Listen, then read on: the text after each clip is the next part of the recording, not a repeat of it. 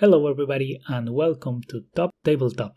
I'm Gab Zúñiga and today I will show you how to play Stockpile.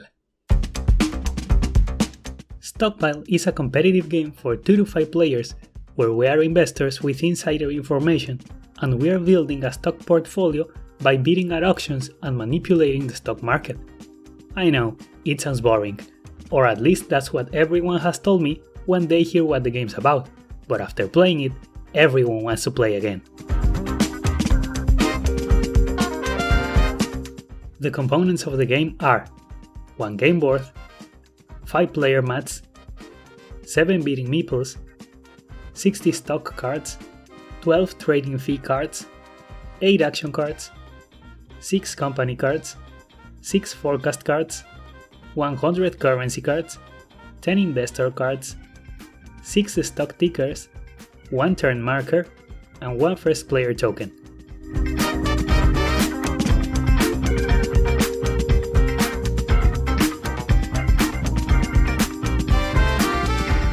For this game, we will use the help of Phoenix, Luca, Snake, and Timmy. Place the game board. Each player takes a player mat and a bidding meeple of the same color.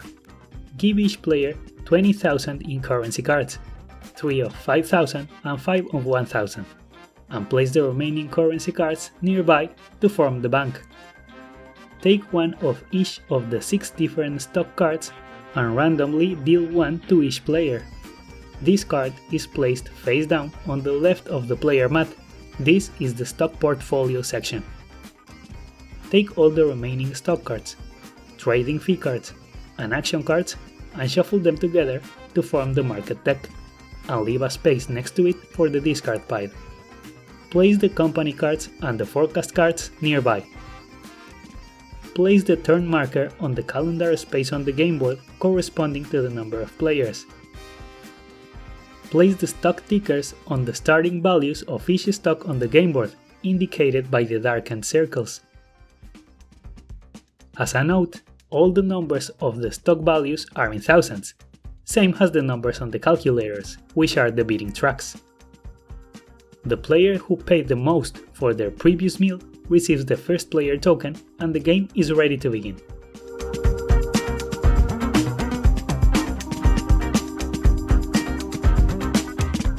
The game is played over a series of rounds in clockwise order, and each round consists of 6 phases, which you can consult in your player mat.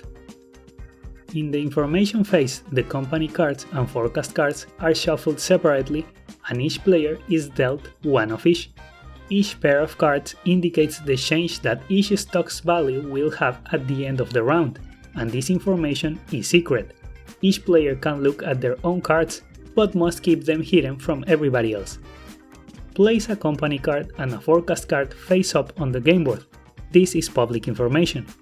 If there are any remaining cards, pair them and place them face down next to the board.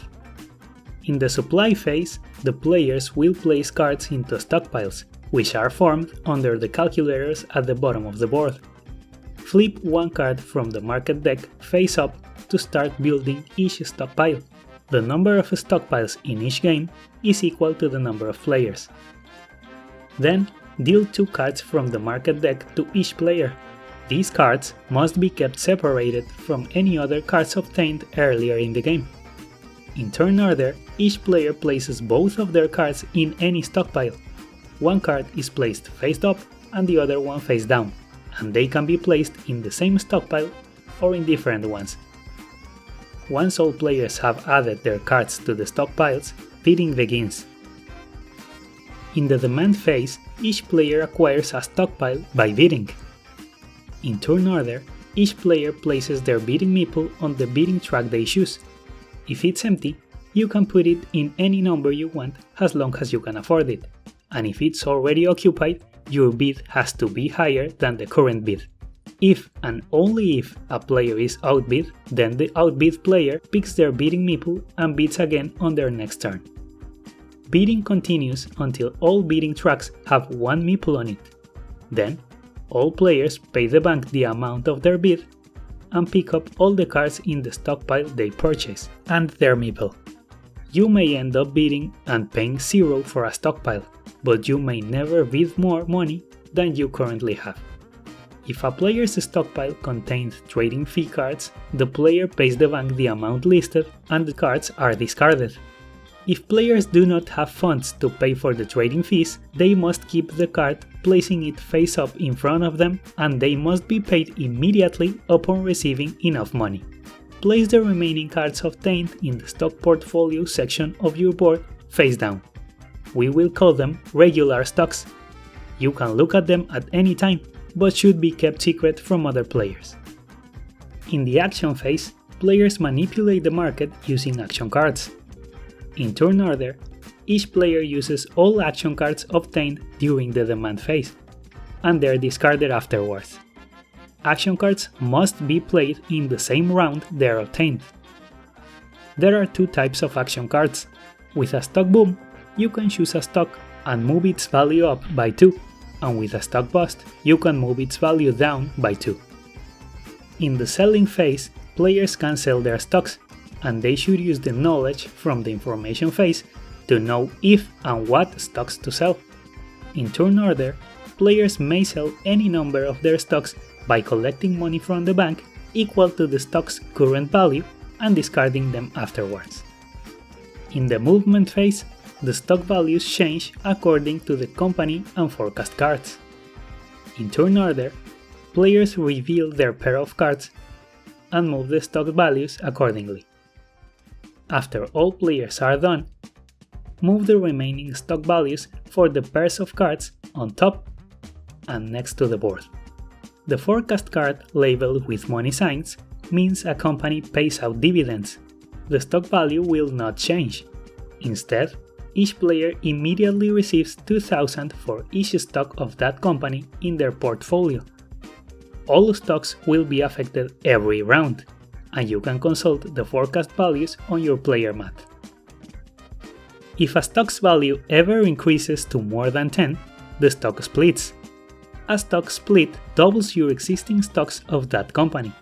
When a stock splits, all players who have stocks of that type will reveal them and move them to the split portfolio section of their boards face down. Every stock card in the split portfolio counts as 2 stocks instead of 1. We will call them split stocks. If the increase causes the stock's value to land exactly on the stock split space, then the value of the stock returns to the octagon and stays there. But if the increase would move the value further, then reset the value to the octagon and continue increasing from there. Any new stock card obtained after the stock split goes in the regular stocks.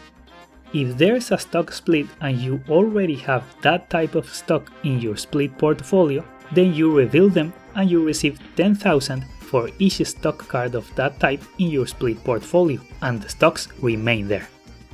If you sell a split stock, it pays 2 times the value of the stock, since it counts as 2, but you can also decide to sell only 1. In this case, you reveal it and only receive the money from 1 stock, and instead of discarding it, you put it back in your regular stocks. If a stock's value ever moves below 1, it immediately goes bankrupt. All players discard all their stocks of that kind, and the stock's price goes back to the circle. After the movement phase, the round ends. Move the turn marker 1 spot to the right. Pass the first player token to the player to the left, and a new round begins.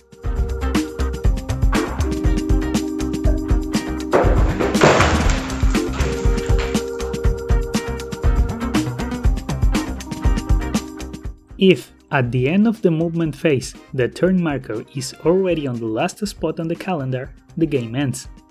At the end of the game, all players reveal their stocks, and bonuses will be given to the players with the majority of stocks of each company. Remember that split stocks count as 2. The player with the majority of a company receives a bonus of 10,000, and if there's a tie, all tied players receive 5,000. After the bonuses for the 6 companies have been given, each player sells all their stocks at their final value, and the player with the most money is the winner.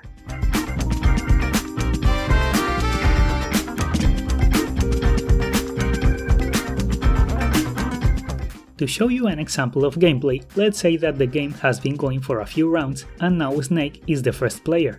He shuffles the company cards and gives one to each player, and does the same with the forecast cards. Then he places one of each face up on the board, and the remaining pair is placed face down next to it. He takes the market deck and puts one card face up on each stockpile equal to the number of players, and then he deals 2 cards to each player. In turn, each player places one card face up and one face down on the stockpile of their choice. The bidding starts with Snake. He knows bottom line bank will go up by 2, so he bids 0 on this stockpile. Luca goes to a different stockpile and bids 6. She doesn't really want it because she knows she put a trading fee of 3,000 in there, but she is hoping to trick someone else into bidding there. Phoenix wants to bid on the same stockpile as Snake, so he has to outbid him. He bids 3 and Snake takes back his meeple. Timmy would like to have the stock boom, so he bids 10 there. Now it's Snake's turn again. He got outbid, so he can place his meeple again. He decides to outbid Phoenix by bidding 10, and Phoenix takes back his meeple. Luca wasn't outbid, and her meeple is still on the board, so her turn is skipped. Phoenix would like to outbid Snake again, but to do that he would need to pay 15 or more, and he only has 12, so he can't bid there anymore. So instead he outbid Luca by bidding 10 and she takes back her meeple. Timmy wasn't outbid, and neither was Snake, so it's Luca's turn. She really wants the stockpile where Timmy is because she knows Epic Electric will go up by 4, plus there's a stock boom, so she knows it's a pretty good stockpile. So she decides to bid on the highest spot so no one will be able to outbid her and Timmy takes back his meeple. Phoenix is still on the board, so it's Timmy's turn. He would have to pay 15 to outbid Snake or Phoenix. He can afford it, but he doesn't want to pay that much. So he decides to go to the unoccupied stockpile and bids 0. Now everyone is in a different stockpile, so the bidding ends. All players pay their bids, except Timmy who got it for free, and everyone takes their stockpiles and meeples. Luca got a 1,000 fee, so she pays it and discards it, and Phoenix got a 3,000 fee, but he cannot pay it because he only has 2,000 left, so he keeps it face up in front of him. Luca and Phoenix got action cards on their stockpiles. Luca's turn is first. She has a stock boom, so she moves Epic Electric up by 2. Phoenix has a stock bust, and he moves Cosmic Computer down by 2. But it's already on 1, so it only moves 1 space and it hits Bankruptcy. Now, all players who have Cosmic Computer stocks have to discard them.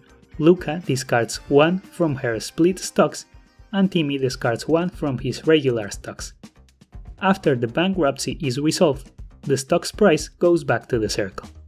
Snake knows Stanford Steel will go down by 3, so he sells 3 of his regular stocks. The current value of Stanford Steel is 4, so he gets 12,000 and he stops selling. Luca doesn't want to sell anything. Phoenix knows American Automotive will go down by 2, so he sells 2 regular stocks. Its current value is 6, so he gets 12,000. Now he has enough money to pay for his trading fee, so he pays it and is discarded. He also wants to sell Stanford Steel, because he saw Snake selling a lot of them, so he thinks it might also go down.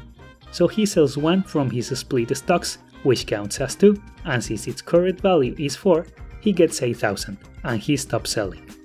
Timmy sells a split stock of Epic Electric, but he only wants to sell 1, so he gets its current value of 9,000 and puts the card in his regular stocks, and he stops selling.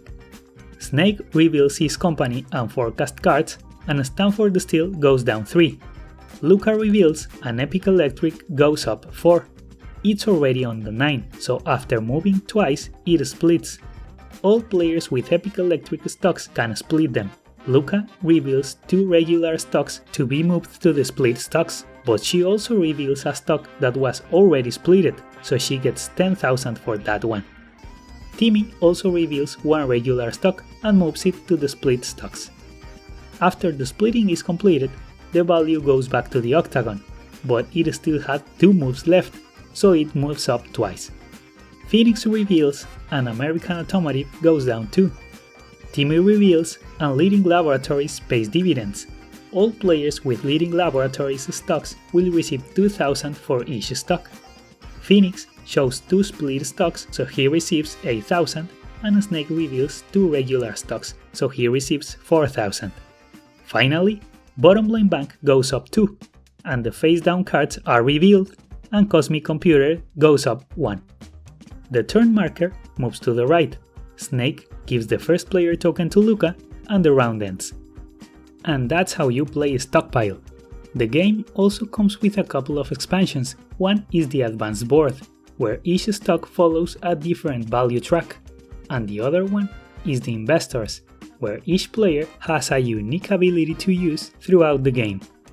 Both expansions are pretty straightforward, so once you get the hang of the base game, you can easily include them if you want to. If you have any questions, leave it in the comments, and if you liked the video, don't forget to give it a like and subscribe. Thanks for watching, and see you on the next video.